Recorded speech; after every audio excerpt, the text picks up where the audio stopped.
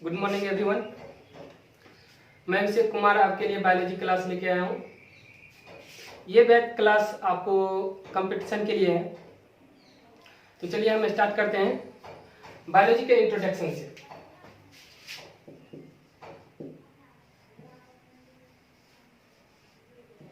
Biology यानी आज हम आपको बताएंगे बायोलॉजी के बारे में, उसका परिचय करवाएंगे कि बायोलॉजी शब्द आया कहाँ से, या बायोलॉजी क्या है, या बायोलॉजी कहाँ से लिया गया है, और ये इसके अंतर्गत हमें क्या पढ़ना होता है।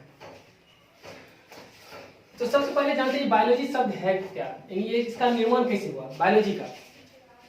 तो बायोलॉजी जो है दो शब्दों के मेल से बना है, बायोस और लोगस।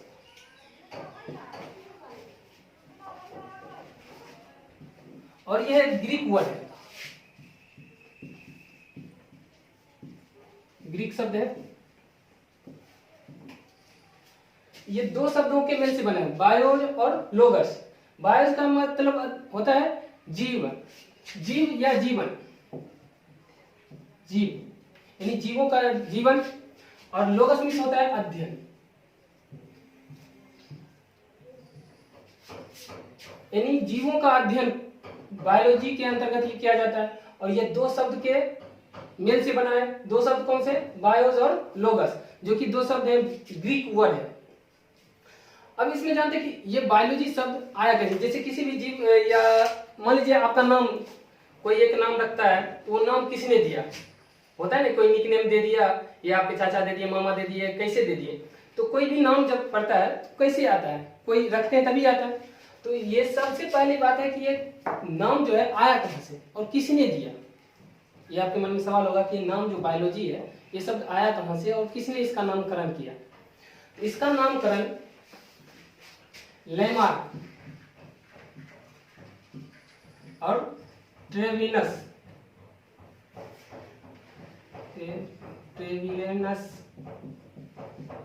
ये जो दोनों वैज्ञानिक हैं, ये दो वैज्ञानिक थे जिन्होंने इसका नामकरण किया। और लेमार्क फ्रांस के वैज्ञानिक थे और ट्रेविनस जर्मन थे, वो जर्मनी के वैज्ञानिक थे। इन दोनों ने मिलकर 1801 में इसका नाम बायोलॉजी रखा। इन्होंने तो केवल नामकरण किया। अब नामकरण कर दिया, अब इसके अंदर होगा क्या, तो इसके बारे में ज्यादा जानकारी, मतलब अब ये कैसे, ये बायोलॉजी जो है, अगर जैसे आप रह रहे हैं तो नामकरण देने से केवल नहीं होता, अब उसके बारे में अधिक से अधिक जानकारी चाहिए कि बायोलॉजी में क्या जानकारी रहना चाहिए या क्या होना चाहिए। इसके बारे में जो भी एक जानकारी है तो उसने अरस्तु ने दिया। तो उसको हम लोग कहते हैं जनक, यानी जीव विज्ञान के जनक, जीव विज्ञान के जनक।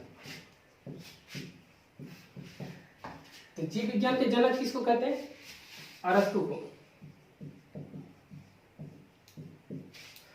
अब इन्होंने केवल इसका नामकरण किया बायोलॉजी शब्द का, लेकिन अरस्तु ने बायोलॉजी में क्या अध्ययन करना है, किसके बारे में अध्ययन करना है, उन सभी के बारे में अरस्तु ने दिया। अब अरस्तु ने क्या कि इसको हम कह सकते हैं कि जीव विज्ञान के जनक कौन कहलाए, अरस्तु। और इनका नामकरण किसने किया, लेमार्क और ट्रेविनस ने, जो कि लेमार्क फ्रांस के वैज्ञानिक थे और ट्रेविनस जर्मनी के वैज्ञानिक थे। अब इसको हम समझ लेते हैं कि बायोलॉजी में हमें क्या पढ़ना पड़ता है, यानी क्या है बायोलॉजी में। तो इसमें होता क्या है, इसकी परिभाषा हम ऐसे दे सकते हैं कि वह विज्ञान या विज्ञान की वह शाखा जिसके अंतर्गत जीव जंतुओं का अध्ययन किया जाता है, यानी जितने भी जीव जंतु हैं या पेड़ पौधे हैं, जीव जंतु, पेड़ पौधे, पेड़ पौधों का अध्ययन बायोलॉजी के अंतर्गत किया जाता है। यानी विज्ञान की वह शाखा जिसके अंतर्गत जीव जंतु एवं पेड़ पौधों का अध्ययन किया जाता है उसे जीव विज्ञान कहते हैं। अब दोनों जो एक साथ है, जीव जंतु और पेड़ पौधे, तो दोनों क्या है, सजीव है, दोनों सजीव है। तभी इसमें हमें क्या रुचि है कि दोनों को एक ही साथ हमें अध्ययन करना है, जीव जंतु और पेड़ पौधे। तो इसकी सुविधा के लिए आगे आपको बताएंगे कि इसको अलग अलग वर्गों में बांटा गया, इनका अध्ययन के लिए अलग अलग भागों में बांटा गया। तो वो पहले जान लेते हैं, तब इसके बारे में आपको आसानी से पता चल जाएगा कि जीव जंतु और पेड़ पौधों को अलग क्यों किया गया, या जीव जंतु पेड़ पौधे किस किस भाग में हमें पढ़ना होता है। तो आइए देखते हैं आगे। अध्ययन की सुविधा के लिए, यानी अध्ययन के बायोलॉजी को अलग अलग भागों में बांटा गया, यानी अलग अलग शाखाओं में बांटा गया है। तो इसके अलग अलग शाखाएं जो कि निम्न है, देख लीजिए आप। इसके दो भागों में अभी आपको बता रहे हैं। एक पहला है जंतु विज्ञान,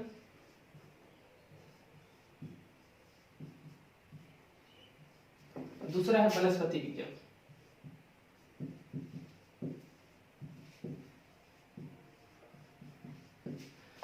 और तीसरा है सूक्ष्म विज्ञान।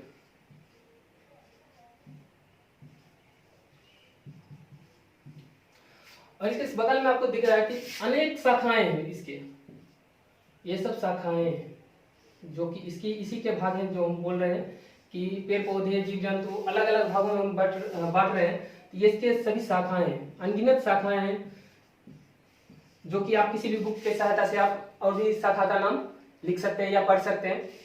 तो ये जितने भी सारे हैं सभी इसके शाखा हैं। विशेष करके आपको 9th 10th 11th 12th में पढ़ना होता है जंतु विज्ञान और वनस्पति विज्ञान, लेकिन यहाँ कंपटीशन का बैच है, इसीलिए आपको ये सारे शाखाओं का नाम हमने लिख दिया है।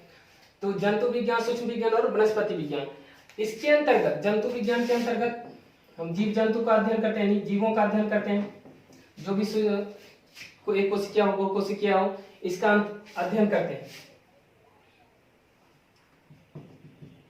सूक्ष्म विज्ञान, जिसमें जो सूक्ष्म जीव होता है,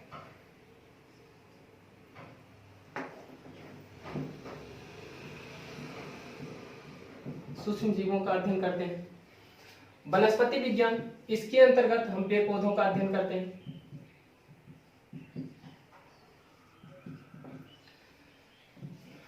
अब तो इतनी बात तो आप पहले से भी जान रहे हैं। और इसकी जो अन्य शाखाएं हैं इसी में, वो है एपीकल्चर, यानी मधुमक्खी पालन का। इसमें मधुमक्खी पालन का अध्ययन किया जाता है कि मधुमक्खी का कैसे पालन किया जा सकता है। माइकोलॉजी, मतलब कवकों का अध्ययन किया जाता है। फाइकोलॉजी, मतलब शैवालों का अध्ययन किया जाता है। सेरिकल्चर, रेशम कीटों का पालन, इसका पालन कैसे किया जाता है उसके बारे में अध्ययन करना। और एक बात यहाँ ध्यान रखिएगा, पिसिकल्चर यानी मत्स्य पालन का अध्ययन। और एक है यहाँ पे इक्थोलॉजी, जो मछली का अध्ययन, यानी मछली के बारे में यहाँ अध्ययन करना। और ये मत्स्य पालन जो होता है, ये भी मछली पालन का अध्ययन, इसमें केवल मछलियों का अध्ययन करना, यानी उसके बारे में हमें जानना होता है और इसका पालन कैसे किया जाता है वो हमें पिसिकल्चर के अंतर्गत बताया जाता है। एंथोलॉजी यानी पुष्पों का अध्ययन किया जाता है। और डेंड्रोलॉजी, वृक्षों एवं झाड़ियों का अध्ययन किया जाता है। पोमोलॉजी, फलों का अध्ययन किया जाता है। और ये इक्थोलॉजी आपको बताया, ये मछलियों का अध्ययन किया जाता है, जिसमें केवल मछली के बारे में जानना होता है। और ये जो पिसिकल्चर है, इसमें मछली का कैसे पालन किया जाता है उसके बारे में अध्ययन किया जाता है। इसमें कंफ्यूजन मत रहिएगा, क्योंकि दोनों अलग अलग शब्द हैं। यह हो गया हमारी शाखा, कि इसको शाखा के रूप में कैसे बांटा गया और क्यों बांटा गया। ये अध्ययन की सुविधा के लिए अध्ययन किया जा सकते, आसानी से अध्ययन किया जा सके। अब इसके बारे में जान लेते हैं कि आखिर इसको क्यों बांटा गया। तो हम ये बताए कि अध्ययन की सुविधा के लिए इसको बांटा गया। इसको बांटने के पीछे कुछ रीजन होगा, तभी तो बांटा गया। तो यहाँ हम बायोलॉजी में जब पढ़ रहे थे कि बायोलॉजी में पहले स्टार्टिंग में जब सब साथ था, तो ये सब शाखा नहीं बनी हुई थी, तब केवल बायोलॉजी में ही सभी को एक साथ हम पढ़ते थे, उसमें दिक्कत होता था।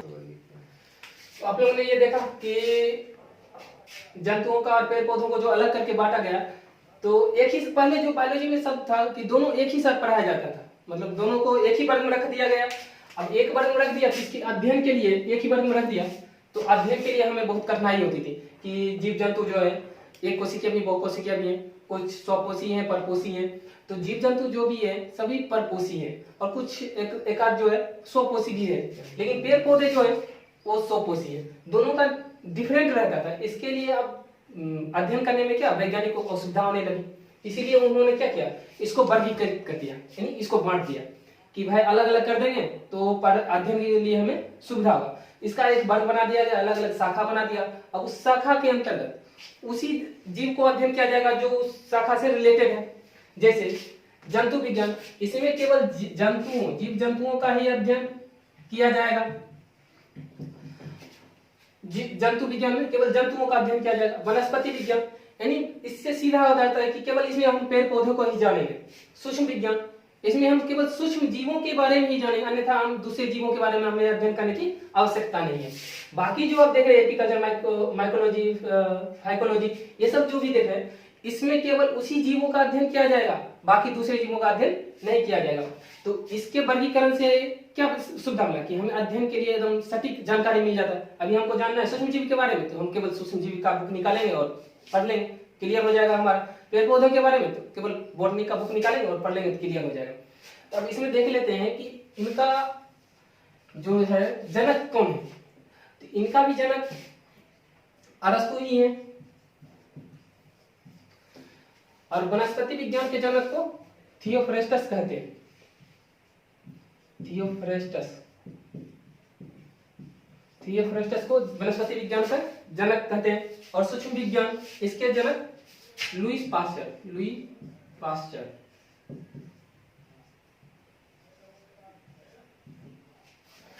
पास्चर को सूक्ष्म विज्ञान के जनक कहते हैं। बाकी ये आपके बुक में होगा, ये इसको अध्ययन आप एक बार देख लीजिएगा तो सभी का हो जाएगा। तो अब हम एक एक करके जानेंगे कि जीव कैसे जीवन यापन करते हैं, उनका रहन सहन क्या है।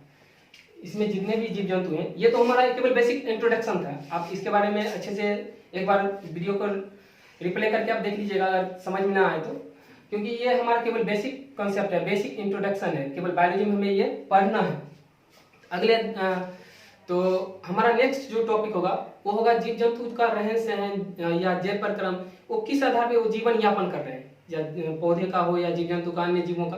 तो हम वो वीडियो जो है या नेक्स्ट क्लास में आपको बताएंगे कि जीवों का जीवन कैसे चलता है या जीवन यापन कैसे करते हैं।